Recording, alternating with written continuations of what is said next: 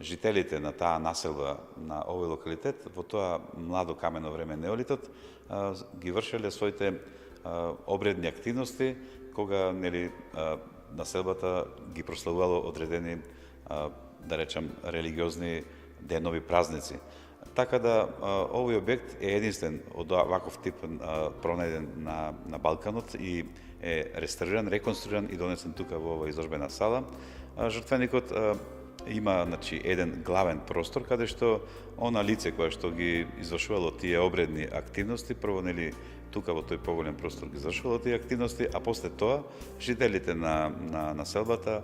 на 4 кадички реципиенти оставале жртвени подароци со кои што сакале да ги одобровуваат божествата во кои што верувале по повод различни поводи.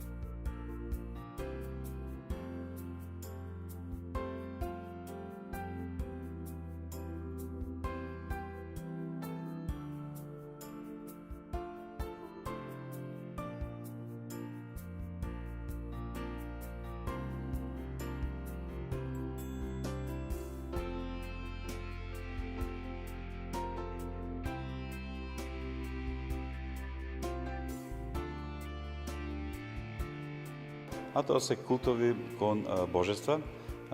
кои што се персонифицирани преку одредени предмети, жртвеници, кои што се чувале во самите кујчи во населбата. Така да имаме еден тип на масички, кујчички, кои што имаат скалести ногарки, на нив се оставале одредени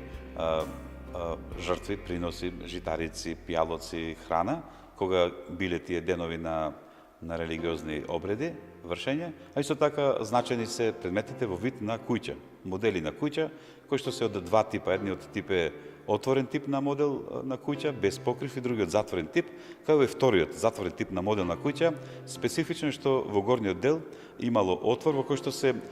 ставала антропоморфна цилиндрична представа, на човек представа, на лице човечко. Тоа сигурно било божество кое што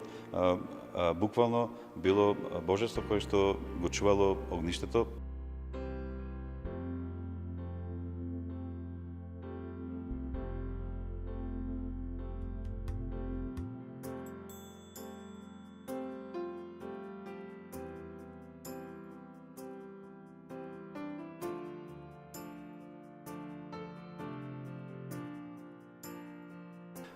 Овие штитови се единствен ваков наод на територијата на Република Македонија,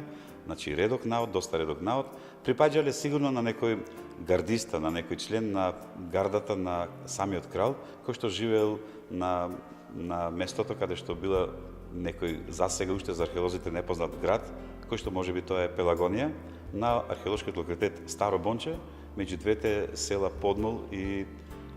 Бонче. Тука во близина е и репрезентативната гробница, исто така единствена во Македонија, на локалитетот Павла Чука кај село Бонче, во кој што можеби бил погребан и кралот, еден од кралевите на кнезовите на пелагонците.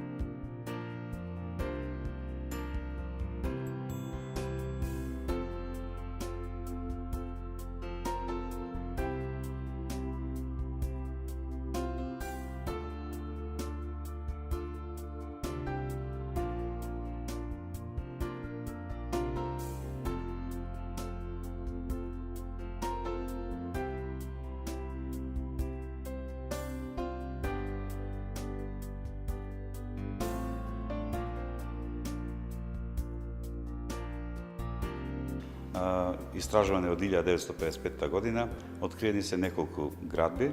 меѓу нив гимназионот, односно училиштето, храмот посветен на богинката Тихе, која што била заштитничка на градот Стибера, потоа откриен е објект каде што се одржувале прослави во чест на култот на императорот. Пронајдени се исто така и објект кој што можеби бил собранието на градот, Булевтерион. Исто така пронајдено и градба во која што светилиште, помала градба, од подоцнежниот период на Стибера, каде што се било посветено на некое божество со птичи атрибути, лице и раце, што е исто така единствен тип на такво светилиште на Балканот.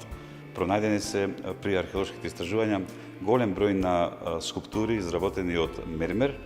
и тоа во многу добра, во извонредна техника на изработка, меѓу